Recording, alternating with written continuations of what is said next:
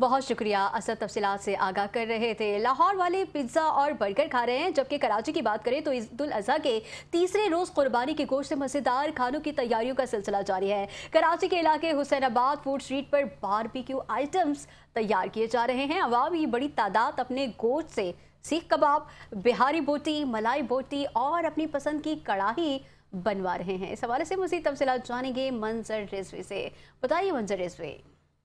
जी बिल्कुल, इस वक्त हम हुसैनाबाद की मशहूर दुकान पे मौजूद हैं।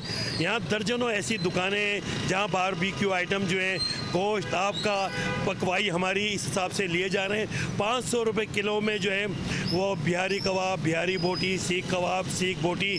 800 रुपये में कढ़ाई वो किसी भी गोश्त की कढ़ाई हो तो वो तो 800 रुपये किलो।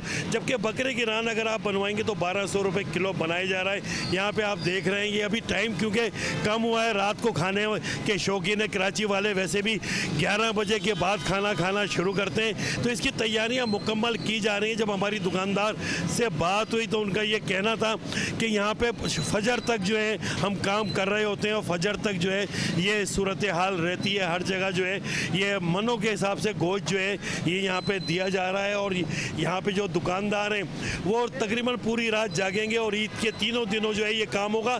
जबकि 15 से 20 दिन मज़ीद जो है ये सिलसिला जो है वो जारी रहेगा। जी।